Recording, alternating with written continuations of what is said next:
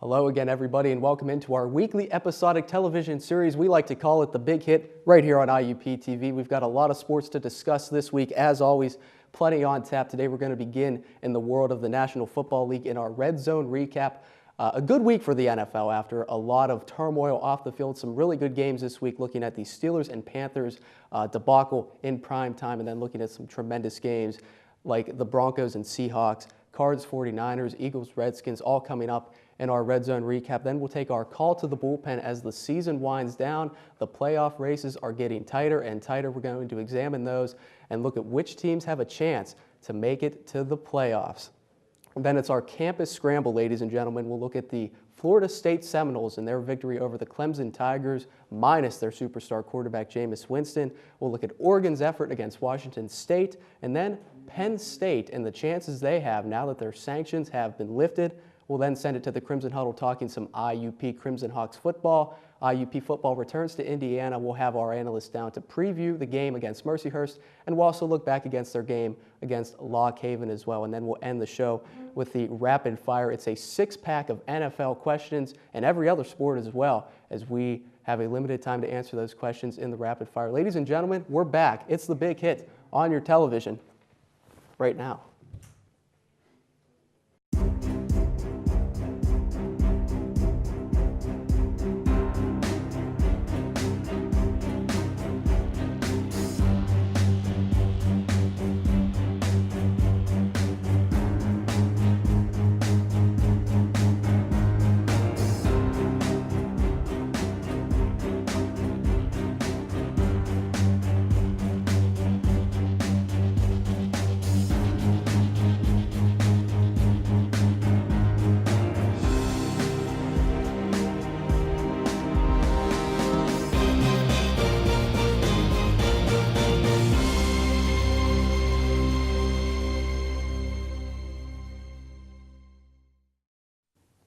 And welcome into The Big Hit, ladies and gentlemen. It's time to start our hour-long discussion of all things sports, and we are here in the Red Zone recap. Time to talk some NFL football, and joining us for that, it's our NFL analyst, Tyrell Walker, and making his Big Hit debut, Maurice Daniels here in the middle. Guys, let's start in our backyard with the Pittsburgh Steelers taking center stage on Sunday Night Football this week against the Carolina Panthers, a game they won handily. 37-19 was the final score. A lot of angles to look at in this game, especially on the defensive side of the football. The Steelers losing three key pieces: Ike Taylor, Ryan Shazier, and Jarvis Jones. So enter James Harrison into the picture. But what we're going to focus on here today is the Steelers' rushing attack and how impressive it was, led by stalwarts LeGarrette Blount and Le'Veon Bell. Guys, what impressed you most about the Steelers' rushing attack, and do you think it's here to stay? I definitely do. The Steelers look to have an excellent combination at the halfback position, starting with LeGarrette Blount. Coming into his fifth season in the NFL, he showed his stripes with previous teams, Tampa Bay and New England.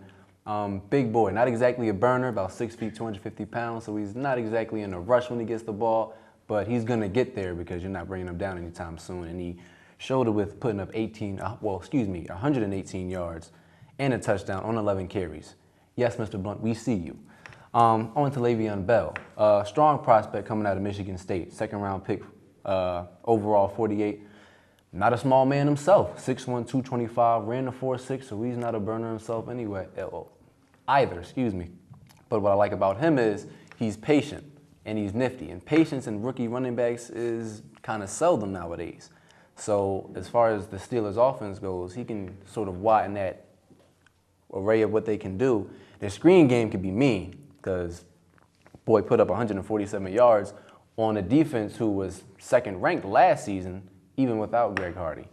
And as far as that goes, and if any team has any common sense, in the absence of Greg Hardy, it might have been a fluke with the Steelers, running rampant around them on the last game. But any team with any coach with any kind of common sense is gonna win that ball.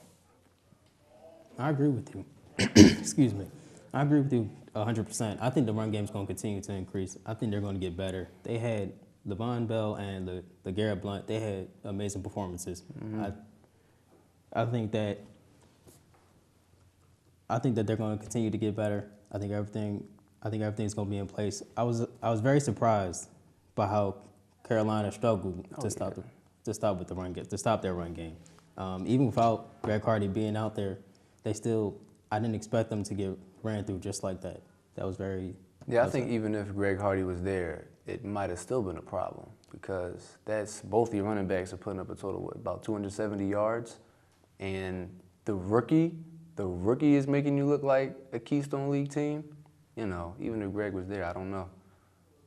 Right. Yeah, absolutely. And the Carolina Panthers defense was really highly regarded, at least coming into this season. Losing Greg Hardy, as you guys said, is a big part of it due to his arbitration process. Probably going to miss about 10 games, but the Steelers, how impressive were they between the tackles? Le'Veon Bell and LeGarrette Blount combined for 244 yards between the tackles in this game. That's the most Carolina's given up since 2006. Really impressive for the Pittsburgh Steelers, and we'll see if they can continue this success. But let's move on to another game, one of the probably best games of the day, and that is the Super Bowl rematch featuring the Denver Broncos and the defending Super Bowl champion Seattle Seahawks. From Seattle, it was a ruckus atmosphere as always, guys. The Seahawks were able to win the game in overtime, really back and forth, really a tremendous contest. Do you think that any team would be able to go in Seattle into that hostile environment and win with a crowd like that? Well, first let me say, my heart absolutely hurts for Denver. Almost got their last bit of redemption, you know, for last year, and turned up in the fourth quarter, scoring 17 points and got an overtime out of it, but Seattle just ended up being Seattle, and we all know what happened from there. But as far as that crowd goes, it's no joke. It's rough. And I think a lot of people underestimate the home field advantage, the idea of home field advantage, because you walk into a stadium with 20, 30,000 plus people all against you, screaming in your ear while you're trying to hear audibles, while you're trying to listen out for things, while you're trying to look at the coach. And then you're a wide receiver, let's say, and then you have to look at a 6'3", 220-pound corner in front of you, and then over his shoulder is Cam Chancellor. That's demoralizing because psychology transfers into physicality just like that. So it's definitely challenging, and any team that has any hope of coming in there and doing any damage has to stay focused, has to prep themselves mentally, not just in the game room, but, you know, by themselves individually. I agree. Like you said earlier, the crowd is too loud. It's too loud for anyone to hear. The quarterbacks, they can't even get a playoff without actually having to use sign language just to let the players know what they're trying to do. Excuse me. I think if any team is going to be able to beat Seattle, in Seattle, I think it would have to be the Cardinals again. I think they're the only team who actually stands a chance against them at Seattle. I also think that even though, I also think that the Seattle defense, even though it seems like it's struggling this year a little bit, they still were able to limit Denver. Right. And I think that played a big part in how the game was going, the outcome of the game. Yeah, this game was really pretty entertaining to watch, of course. The Denver Broncos trailing. Peyton Manning throws that pick to Cam Chancellor. They're able to drive down the field, tie the game up with a 2-point conversion. Seattle takes the ball, drives right down the field, and scores in overtime. But there have been some inklings that the Seattle defense isn't as good as it has been, especially the secondary. They've been torched a little bit here, giving up 284-plus passing yards each of the last two games, albeit to some pretty premier offenses in football with Denver and San Diego. But do you have any concern about this secondary, the Legion of Boom, for the next 13 weeks? Honestly, no, simply put. It's been 3 weeks, and Seattle's going to get it together. They just won the Super Bowl, for goodness sakes. And they do have Richard Sherman, a guy by the name of Richard Sherman, who, if any quarterback has any sort of rationale or common sense, that ball is not going anywhere toward his side of the field. And that secondary is second to none, no pun intended.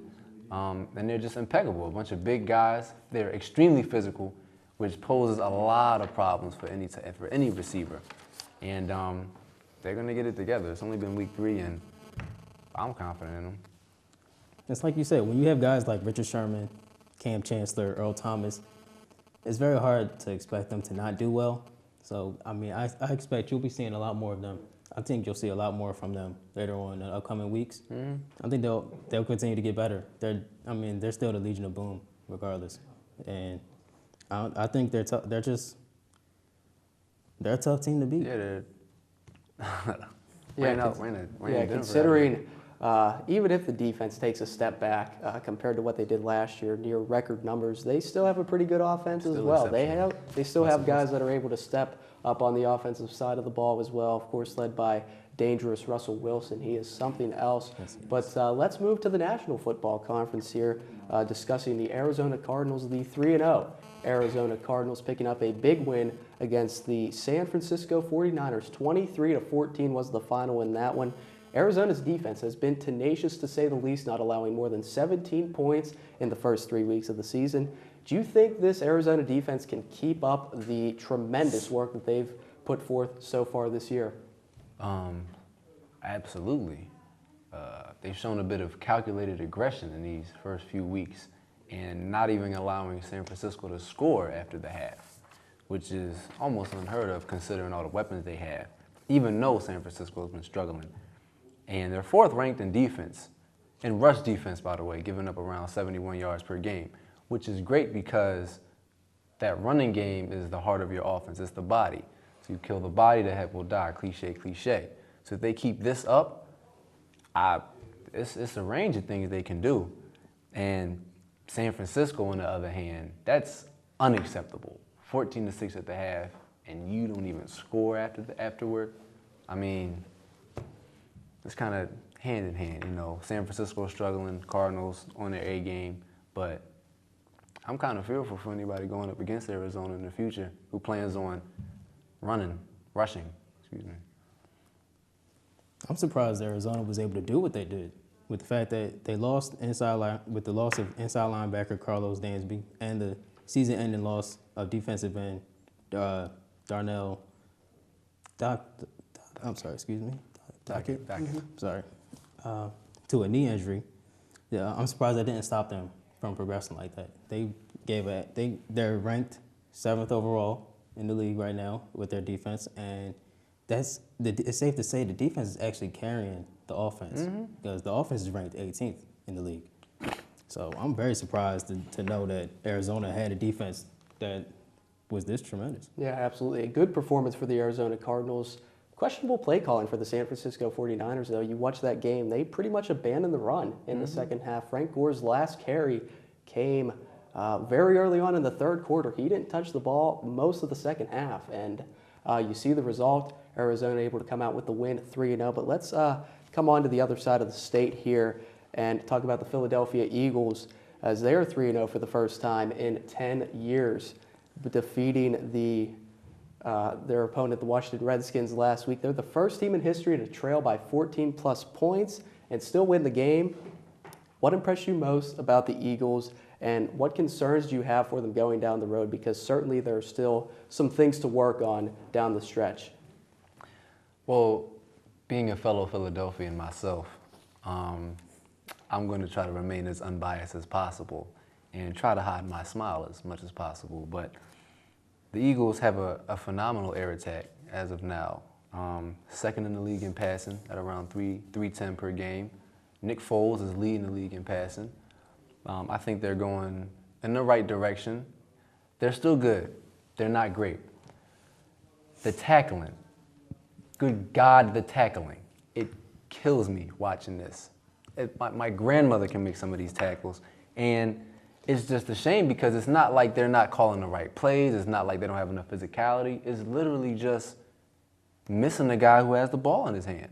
And that's got to come to a halt, especially with San Francisco coming up. And they need to learn to keep a lead.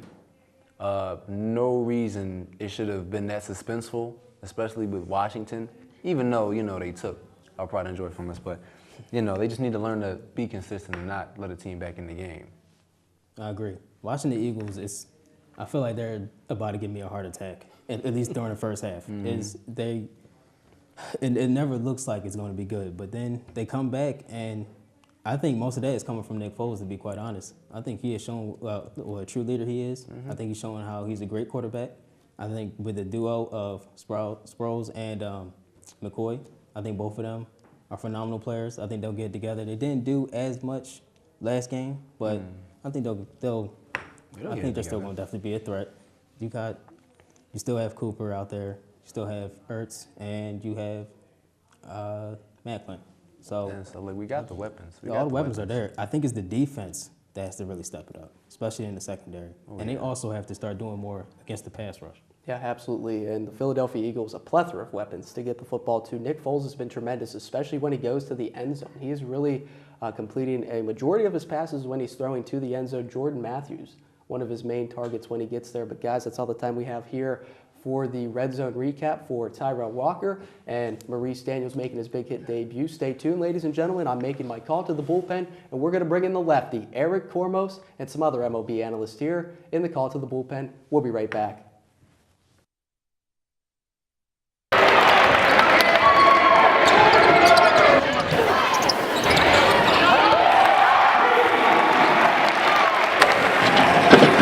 Where'd you get IUP gear? At the co-op store. Where's that? Norm will show you. Show your IUP spirit no matter where you are or where you're going. Norm has been busy with his plan to get everyone to show their IUP spirit.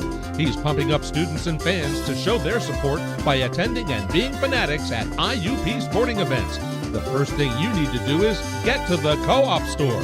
For the largest selection of anything IUP, shop the co-op store or visit us online at www.iupstore.com.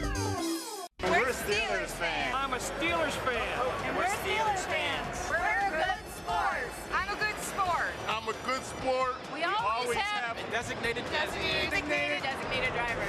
Steelers fans. Steelers fans don't let fans drive drunk. Responsibility Responsibility has its rewards. Responsibility has its rewards. Go! Go! Go Steelers! Go Steelers!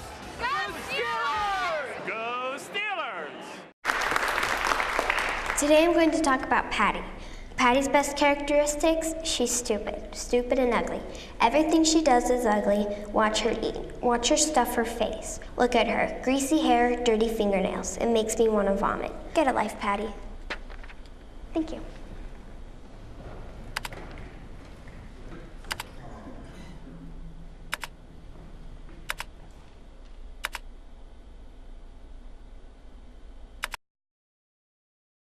It's gonna get louder.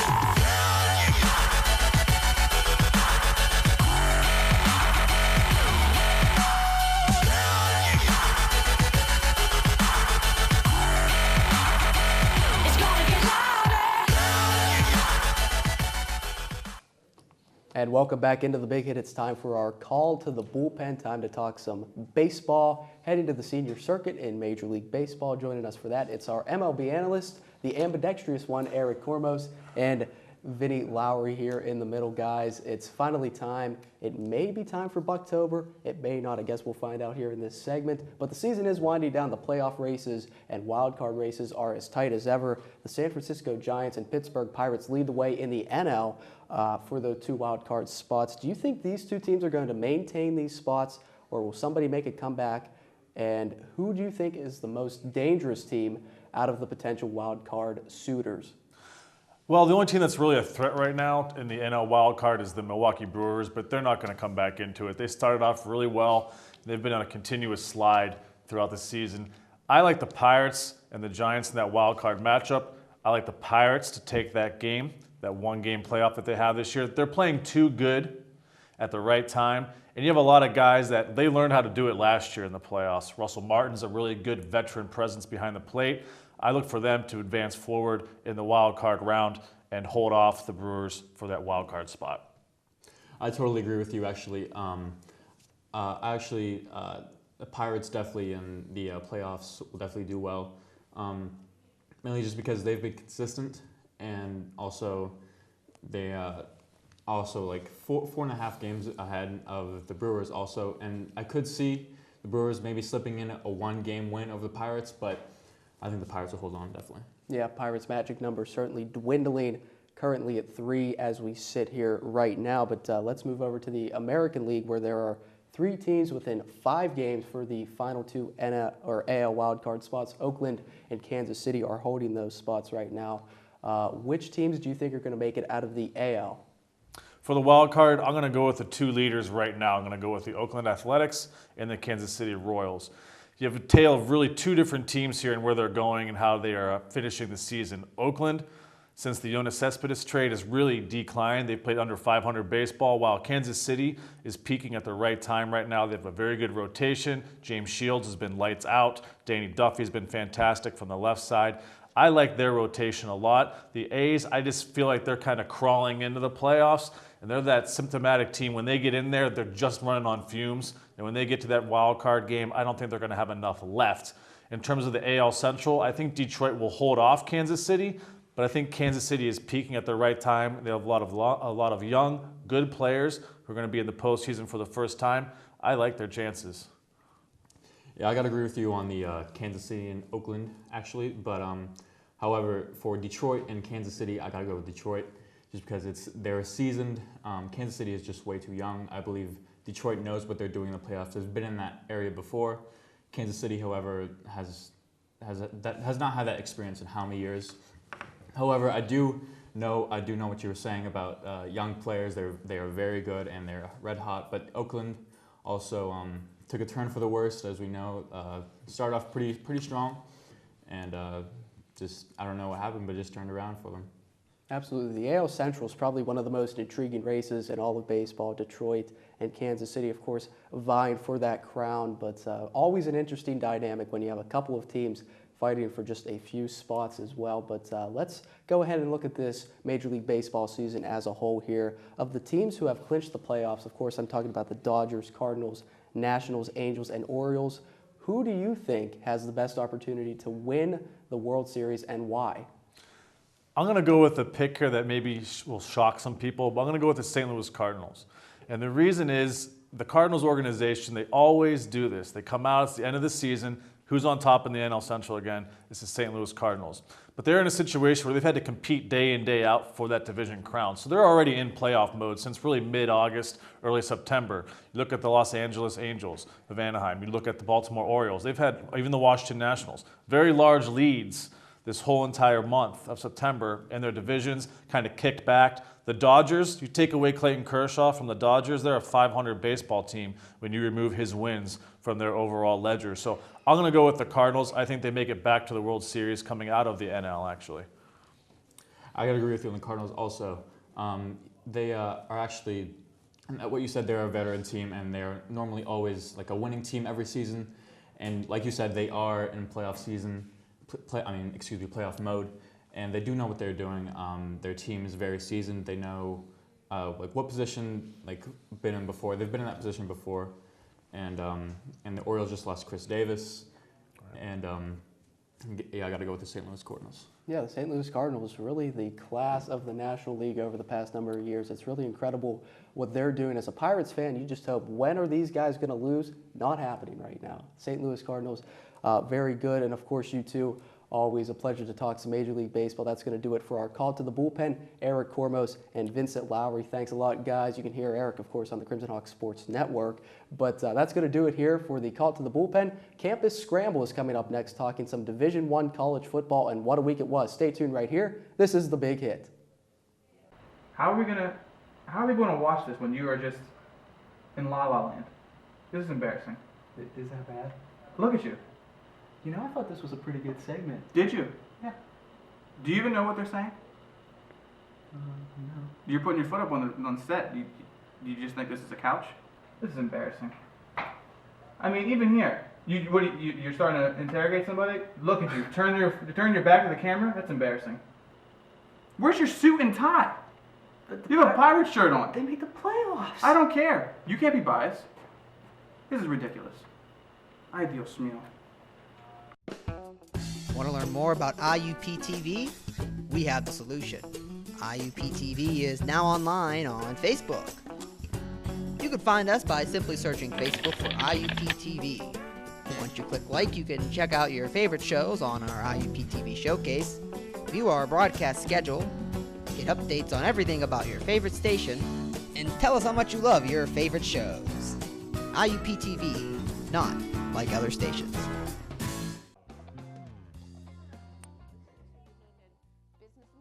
Party in the back. I'm Ray Cardoza, IUP-TV. What? My favorite part, what did you ask? I have never dated a man in the Navy. I'm gonna burp. I am Ray Cardoza, IUP-TV. Not like other stations, I don't know. IUP-TV. Like no other station. No, you're wrong. Oh, You what is screwed it? it up. I'm sorry, what is it? What is it? Not your average Not your average station. station. Damn. Not like other stations. Okay. If figuring out the questions or spinning an oversized wheel doesn't cut it for your game show excitement, then come on down to IUP-TV's Game Show Hour. Join Sam Iacano at 7 p.m. for the quiz show for the simple-minded. No-brainer. Then at 7:30, join Andrew Piper for a fun half hour of questions and physical challenges on IUP-TV's newest series, Mind Over Matter. The new IUP-TV Game Show Hour, Tuesday through Friday from 7 to 8 p.m. Join us for all the fun. And welcome back into the Big Hit. Time to talk some more college football, this time on the Division I level here in the Campus Scramble, an extended version of the Red Zone recap, I suppose. Here for this segment, we've got some veterans on the show as Freddie Mitchell and Connor Joyce take center stage. Guys, let's just dive right into college football. The game of the week, of course, pitted the #1 ranked team in the country, the Florida State Seminoles, against the Clemson Tigers, coming in at number 22 in the country. Big storyline for this game was, of course, no Jameis Winston. Reigning Heisman Trophy winner did not play, was suspended for this game.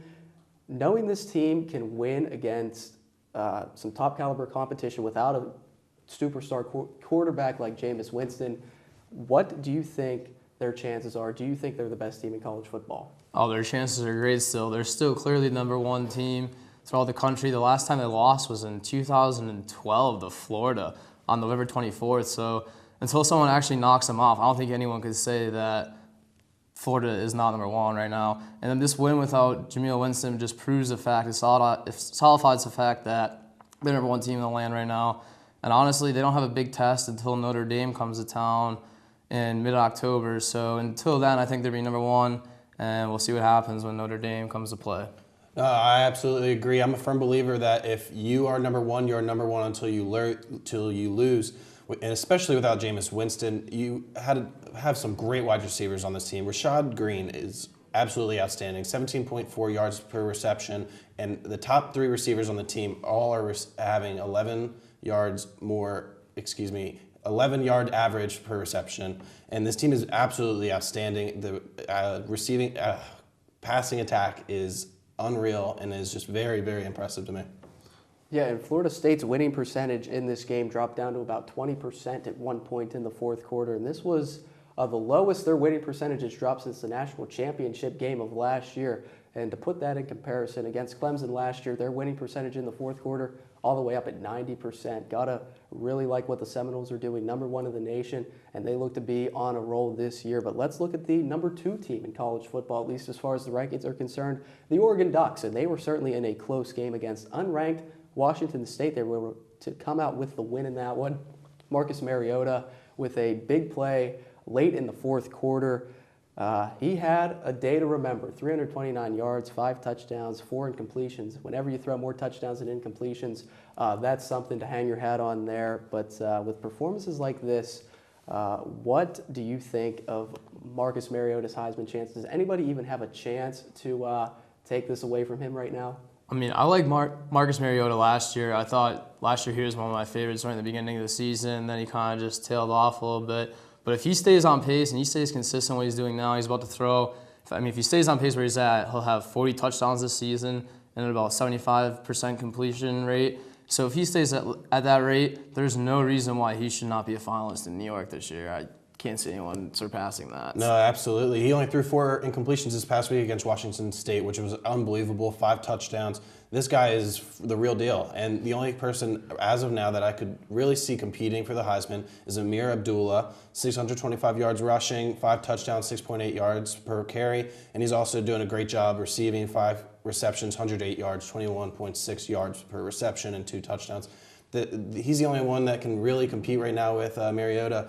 But Mariota is definitely in the lead. He knows what he's doing. He's playing very, very consistently for the first 4 weeks, and I can't wait to see what he's got for the rest of the season. Yeah, absolutely. Mariota is like a couple of car lengths ahead right now. Absolutely. He is leading the pack for the Heisman candidacy right now, for sure. Yeah, you have to put Marcus Mariota's lead pretty substantially. Of course, Amir Abdullah also in the mix, but the Oregon Ducks, one of the perennial powerhouses in college football, had a bit of a down week. Were bailed out by potential Heisman Trophy winner Marcus Mariota. Do you think that Oregon can win a national championship after a performance like this against an unranked Washington State team?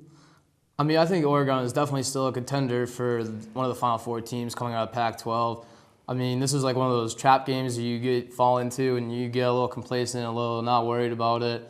So by them coming through, winning this game, and escaping the trap game and coming through with that, I think that kind of solidifies them as a team. They're able to play through tough times. And also, 2 weeks ago, they just beat Michigan State, who's ranked 9, 47-26. So they're still a top team. Just because they had a little struggle doesn't take them down from being one of the best teams in the nation. Oh, I absolutely agree. And if you look at the schedule for the rest of the season, it is very, very bad. They don't have very much competition at all. I think they play Stanford, and it's not a There's like 2 top teams in the top 25 right. that they play. And I think this team is definitely going to be in the top 4 going into postseason play. And that's where the competitiveness really is going to start for this team. It's going to be tough to win a national championship, but I definitely think they will make it into the playoffs and be competing to win a national championship. I agree 100%. Yeah, there's certainly Oregon has to be among one of the best teams in college football. But let's take a look right now at who you think the best team in college football is, and looking at the rankings, what do you think of them? Are they correct? Would you change anything? The top 4 or beyond? What do you think of the college football rankings? I like the top 5 where it's at right now. I like all the teams that are in the top 5. I might like change something around. Maybe put Alabama over Oregon after that win. I might just move Auburn over Oklahoma, something like that. But all those teams in the top 5, I think are, they all belong to be there. And then when you fall down to the top 10, the only team I'd take out of the top 10 might be Michigan State, because they're 2-1 over Ole Miss, who's 3-0 right now. But besides that, there's not much I would change. Maybe Penn State should be in there at 25 or 24. But Penn State's games have been real close against some of the teams they've been playing, so I could see why they're not in the top 25 yet. But I like where it's at right now. No, I agree. I like where it's at too. I think Alabama and Oklahoma actually deserve to be a little higher than where they're at. Oregon with a close win, this past week. Penn State is a great example. They should be in there. They've had a couple close games. I think coming up this week with Northwestern is a huge game for them. If they can get a win in that, I think they definitely deserve a top 25 appearance. And everything looks pretty good right now. Usually there's a lot more arguments about what the picks are. Michigan State definitely is on the edge. They had a loss to Oregon, so you can't really complain about them being in the top 10, but it's definitely, the rankings are definitely pretty good this year. Yeah, you guys mentioned the Penn State Nittany Lions. Let's touch on them a little bit here. Sanctions lifted for the Nittany Lions, can finally play in a bowl game here, and they played their first home game of the year since that time. Defeated UMass 48-7, a pretty convincing victory for the Nittany Lions. James Franklin becomes the first coach to be 4-0 since Dick Harlow in his inaugural season way back to 1915. But you both said Penn State should probably be a nationally ranked team. Just touch on that a little bit. How far do you think these guys can rise up the ranks? I mean, I like their schedule right now in the Big Ten until they match up against Ohio State a few weeks down the road on October 25th. This is a team, though, this is all second-year guys. This is a core unit that's come back. They're kind of building together. They're trying to, get over all these sanctions and everything like that. And they have a coach that's very, very determined. He's a very good leader for this team. I think the kids are really buying into the system, and they're liking what he's putting out to them. So I could easily see Penn State run the table a little bit here until we get to the Ohio States and some of those bigger boy teams, but I like them. I don't think they're winning the Big Ten, but they'll be a ranked team. They'll be good this season. No, I agree, and I have to say that it was so impressive how this past weekend they come home finally. They got their sanctions lifted about 2 weeks ago. They come home for the first game, and they just put on a show that was very, very impressive. They looked good, they looked sharp, and they knew what they were doing every single play, it seemed like. I think Penn State's got some games circled on their schedule. I know Michigan isn't playing well this year, but Penn State always seems to have a little issue with Michigan, every year they're in a dogfight with this team, and they also have Ohio State, as you mentioned, and Michigan State. The last week of this season is going to be huge for them. If they can get a win in that game, this team, sky's the limit. That could turn the tables. Definitely. I think Penn State has to just keep it one game at a time, move nice and slow. I think this week they'll beat Northwestern and then move into the top 25, and then just take it 1 week at a time from there. They have another tough game, actually. I think it's Illinois. That'll be a tough one. Illinois is a good unranked team also, but they have some games on their schedule that are definitely circled, and they know that they want to beat these teams. And they can. The sky's the limit, honestly, for this team. Absolutely. Penn State, a bit of a weak schedule to start the year. Plays really about to ratchet up here real soon as they get into the cream of the crop with the Big Ten. Nice effort for both Bill Benton and Zach Zwinak, a pair of rushing touchdowns in their win over UMass. Christian Hackenberg leading the way as well. Penn State, as you said, sky's the limit. We'll be sure to follow the Nittany Lions and the rest of the teams in college football. That's going to do it here for our Campus Scramble Division I college football for Freddie Mitchell and Connor Joyce. Stay tuned, ladies and gentlemen. We're about to talk some IUP Crimson Hawks football in the Crimson Huddle when we return right here. This is The Big Hit. Here at The Big Hit, we like to be prepared because sometimes technology doesn't always work, so we do what we can. Hey, Sean, hit him up.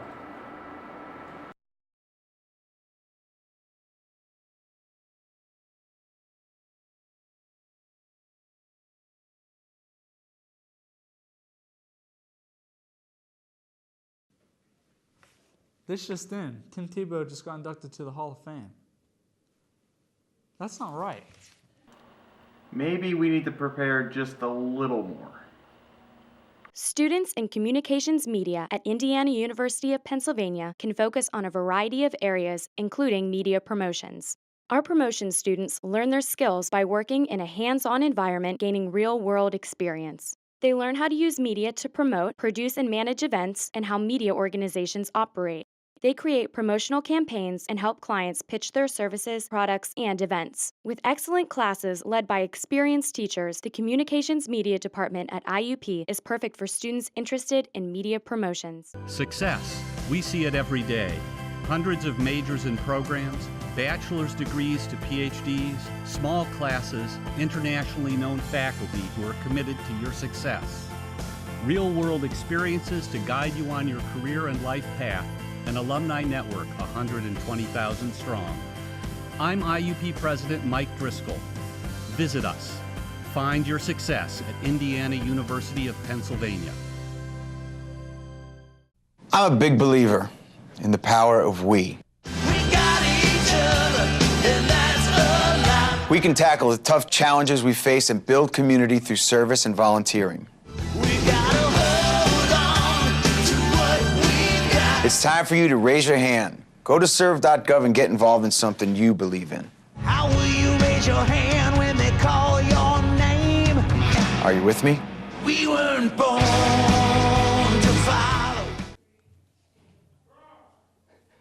And welcome back, ladies and gentlemen. It's finally time to talk some IUP Crimson Hawks football in the Crimson Huddle. Of course, some great analysts joining us for that as the sports editor at IUP's student newspaper, The Pen. Cody Benjamin is down here on set, and the sports director, the one behind the one in 90.1, Mike Gosnell on set as well, of course, calling games for 90.1 of the IUP Crimson Hawks football team as well. Guys, let's talk some Crimson Hawks football here. They are finally returning home, a 2-week hiatus, a 2-week road trip. Not a very good road trip for IUP, but it's finally coming back to Indiana. The Crimson Hawks have Mercyhurst here this Saturday, 4 p.m. What does IUP need to do to come up with a win against the underrated 0-3 Mercyhurst squad? Well, I think the biggest thing they need to do is just take care of the ball. Defensively, obviously, against Kutztown they had some problems, but I think it was the offense that put them in the bad positions.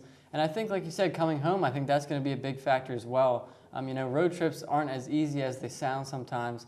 And I think coming back to hopefully a full stadium of support will be good for the Crimson Hawks. I think they need to get just some momentum going, and they were able to piece together a win last week.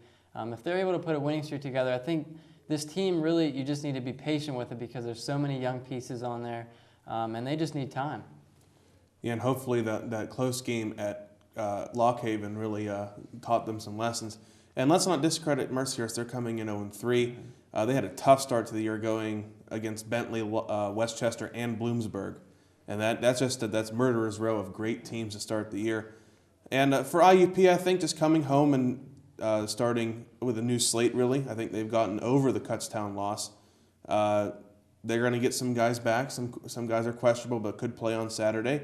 And this could be a good thing coming home to an 0-3 Mercyhurst team. But once again, you can't overlook that team because they're going to want to start fresh with the PSAC West schedule now in full swing. Yeah, I think almost more than Mercyhurst, we should be looking at just what IUP can do for itself. And obviously with guys out, hurt and everything, just the overall season so far, people are disappointed because obviously this team has great expectations, but I think with the amount of young guys on this team, Brock was missing last week. They had a freshman starting up front. There's just a lot of pieces that need to kind of gel together right now, and I think it's just patience that we need to have with them. Yeah, absolutely. This is a very young team going on the road. When things really get into the heat of battle, it's tough to kind of respond. Of course, going to Kutztown and Lock Haven, 2 tough road trips, but IUP really needs to improve upon themselves, eliminating turnovers, eliminating mistakes. Those self-inflicted wounds are going to kill IUP. Hopefully they're able to put past that. Mercyhurst, a team that normally starts pretty slow and is able to come back and find their way kind of as the season progresses. Third down defense, a big issue for IUP as well. But one thing that has not been an issue for the Crimson Hawks is their red zone offense. 10 of 10 scoring touchdowns every single time they've gotten the ball into the red zone this year. Do you think they can keep up this success as they head into PSAC West play? Some really good teams looming on the horizon for the IUP Crimson Hawks. Yeah, I mean, I like the offense so far. It's just been kind of when they've been put into bad positions, they haven't come out of it. And I think when Chase Hazlitt is in a comfortable situation, I think he's fine. And I think, we can trust Kurt Signetti to draw plays for that. But they've also been fortunate enough to have another deep running back rotation, and that's with guys departing so far this year. And I think, obviously, Luigi has been a big factor on the ground. Chris Temple's getting more involved. I think running the ball, when you can have that sets up the play action, and you've got big guys like Drew Carswell, Salath Williams. So I think the red zone offense is one of the strengths on that side of the ball for IUP. I agree with you. It obviously is. And you look at the guys that are coming back in the lineup. Brock DeSico, there's a towering tight end.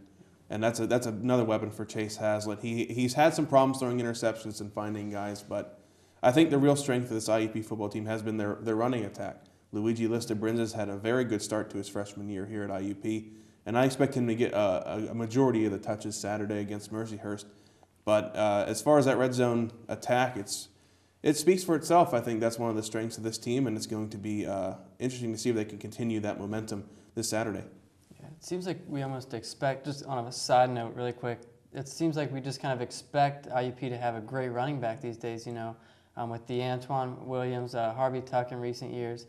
And a lot of fans might not have even known who Luigi was coming into the season, but that's just, they have a knack for running the ball. Yeah, IUP, of course, predominantly a running football team. They want to establish that run. Luigi Lista-Brinza named the starting running back early in week number 1. He didn't know he was going to start after practice one day. He was told he was going to start, an opportunity he's taken and run with, becoming the focal back for the IUP Crimson Hawks. A great effort as well by Chris Temple on Saturday against Lock Haven, but not all is good in the world of the IUP Crimson Hawks. They are coming in 2-1 with the crossover games now counting in PSAC play.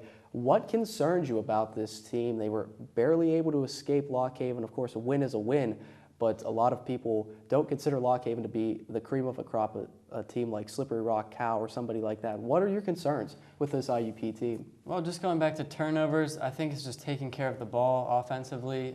Like I said, in that Kutztown game, the defense was kind of put into a bad position, but we saw last week they actually stepped up. And I think offensively, those 2 turnovers late in the game, that put the game into jeopardy. So it's taking care of the ball and executing. I think Brock coming back is going to be a big addition for Hazlitt.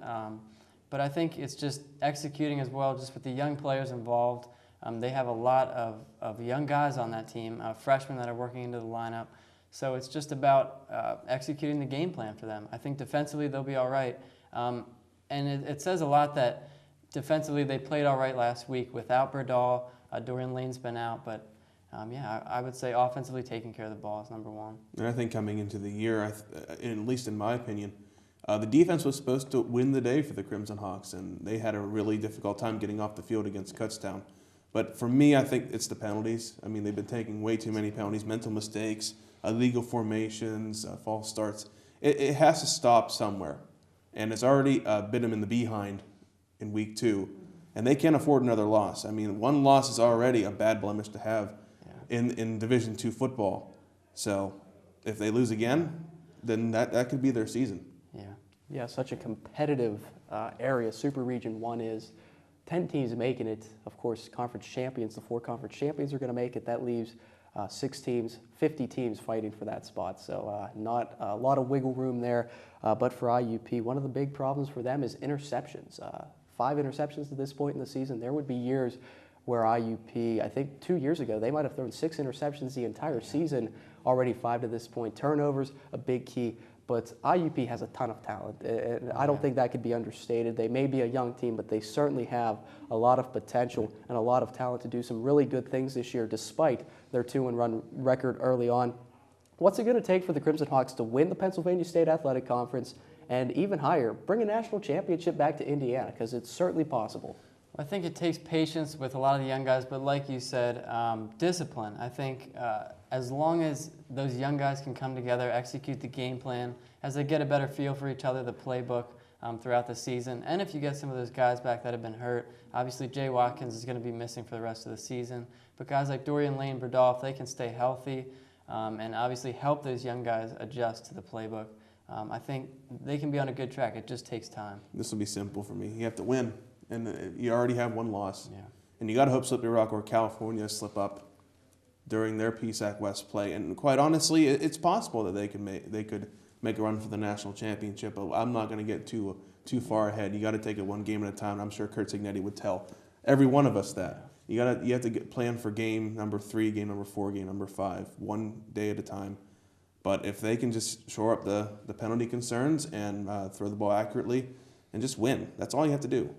Just win, and anything is possible. Yeah, that's certainly the case. Coach Signetti, asking him about other things, he's so quick to say, my focus is on Mercyhurst this particular week. Doesn't even really want to talk about last week against Lock Haven, but the IUP Crimson Hawks returning home this Saturday, 4 p.m., the Hall of Fame game. Should be a great atmosphere. Come on down, bring a friend. If you can't make it, Crimson Hawk Sports Network's going to be returning, having all of your coverage. Myself, Eric Kormos, will be calling the game. A lot to look forward to in the ranks of IUP football. That's going to do it here for the Crimson Huddle for Cody Benjamin and the one behind the one, Mike Gosnell. Stay tuned, ladies and gentlemen, because it's getting warm in here. We're going to move over to the other side of the studio with our rapid fire segment. We'll be right back.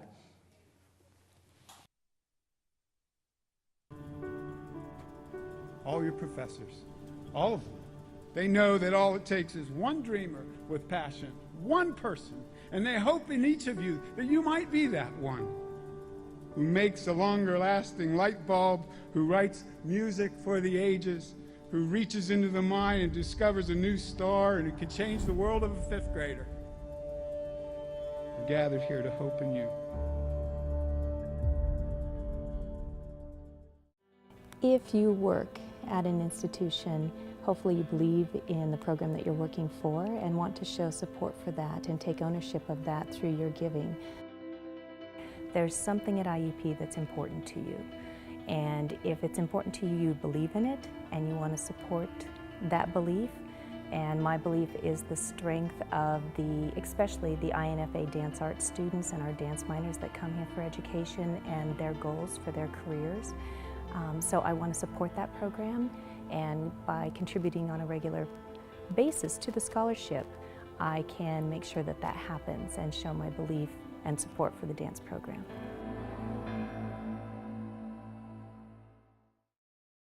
Listen, all I'm saying is LeBron James is better than Michael Jordan.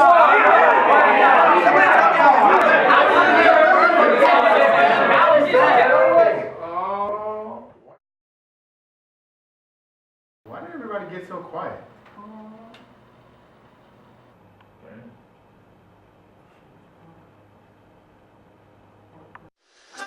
The Tony Award-winning Best Musical. Critics call it a singular new sensation about chasing your dreams and finding your true home. In the Heights is a groundbreaking 21st century musical that is the next chapter in the classic American story. Find your home in the Heights.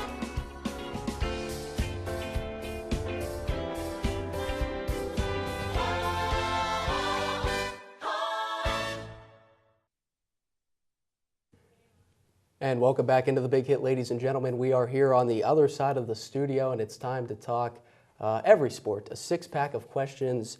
This is the rapid fire. Guys, how it works is you have 25 seconds to answer each question, and if you don't make it in time, you're going to hear this sound, and that means time is up. So we are Kelsey Howe. Sarah, we'll start with you in the National Football League, where there have been a lot of injuries and suspensions through the first 3 weeks. Which team's been the most impacted, and why do you say so? I'm definitely going to have to go with the Pittsburgh Steelers. They just lost 3 of their defensive players the last game to the Carolina Panthers. For example, they lost Ike Taylor, who has a broken arm, Jarvis Jones, wrist, I believe, and then Ryan Shazier, who had a sprained MCL. So they're in deep trouble. I think it's going to be really their offense is going to be very impacted. You know, their wide receivers, Lance Moore and Martavis Bryant hurt. I say RG3 from the Redskins just because it forces Kirk Cousins to start playing now, and you finally get to see him in action. And it also shows that he has a lot of health concerns. So I think him getting hurt again this year is probably the most impactful player. Yeah, absolutely. And you see the time here in the left-hand corner of the screen there. The clock is ticking, so you better get your answers in quick. Let's move to the world of college football here. 4 weeks in, a lot of good performances. Who do you guys have as your Heisman front-runner through the first 4 weeks of the year? Josh, I'm going to have to go with Marcus Mariota, the quarterback for Oregon. You know, they're 3-0 right now. He has 13 touchdowns this year so far, not to mention that last year, their season, he had 31 touchdowns, and before that, he had 32 touchdowns. So I am really excited to see what he has to do this season. Well, since Sarah took Marcus Mariota, I'm going to say Amari Cooper, just because right now he's having the best year so far of his 3 years of being at Alabama. And last game he had 10 receptions for 201 yards. He's only 1 reception away from, I think, breaking like the Alabama record for a single game. So I think Amari Cooper is on a good Heisman watch. Yeah, nice work, guys. And let's go ahead and move to the senior circuit of Major League Baseball, where the season's coming to a close and the playoff races continue to get tighter. Which team fighting for a wild card spot could you guys see winning the World Series? I'm definitely going to have to go with the Pirates. They've been clicking. 14 wins and 3 losses in the last 17 games against the Cubs, the Red Sox, and the Brewers. Not to mention their pitching staff is doing excellent. So I'm definitely hopeful to see the Pirates take everything. And I'm going to go with the Oakland A's. They kind of fell off this year, but right now they're second in the AL in ERA, and they're top 5 in the league in ERA. So pitching wins championships. So I'm going to go with the Oakland A's if they get to the playoffs. Yeah, now we're going to take the ice here and move to the National Hockey League training camps. Preseason hockey has started, guys. Which team do you have the highest expectations for this season? I'm going to have to go with the Tampa Bay Lightning. I think Steven Stamkos is going to be a great player for them. He might actually be the best NHL player besides Crosby. He might actually be able to lead them to championships, I think. He's had 22 goals and 15 assists in the last 37 games, so I have high expectations for him. I would say Los Angeles Kings just because they're the repeating champions and they won 2 in the last 3 years. And they're returning a lot of their talent, Jonathan Quick, Justin Williams. So I think the Kings could repeat this year. Yeah, absolutely. And let's go ahead and move on to the hardwood here with the NBA. A great rookie draft class, of course, concluded the 2014 draft. Which rookie do you have the highest expectations for this season? I would have to go with Andrew Wiggins for the Timberwolves. He was last drafted. He was actually traded from the Cavaliers, but he sounds like he's a big talk. I have a lot of high expectations for him. I think it's going to be I'm excited to see how he's going to do. And I have Jabari Parker, second pick in the draft. He actually wants to stay with Milwaukee, and it's the last star player they had since Lou Alcindor, which is Kareem Abdul-Jabbar. I have really high expectations from him. I think he has a good chance to be one of the best rookies in the draft. Yeah, and finally closing it out on the hardwood this time at the college basketball level. Which team do you think will finish the regular season as the #1 team in the nation? I'm going to have to go with Duke, actually, surprisingly. I think that Jaleel Ockford is going to be a great player for them. I think it's interesting seeing how they do with him. 6'10" from Chicago. He has the best post skills ever to the basket on the high school level. He's a solid rebounder, and he's a soft touch to the basket. So I'm actually really interested to see how well he's going to do this year with them. And I'm going to say Kentucky. They have the most talent in college basketball right now. 9 McDonald's All-American. And they're an older team this year, so they have a better chance this year. They got to the championship last year with basically all freshmen. Now they have some sophomores, the Harrison twins. So I see Kentucky making a run. Yeah, great job, guys. We just went through pretty much every sport here in a very short amount of time. Good job. That's going to do it for the Rapid Fire, and that's going to do it for the big hit here today. For Director Danielle Everly, producers Dan Wallace and Dimitri George, I want to remind you to tune in IUP Mercy Hurst at 4 on the Crimson Hawk Sports Network. That'll do it. Until next time, we bid you a very pleasant good night.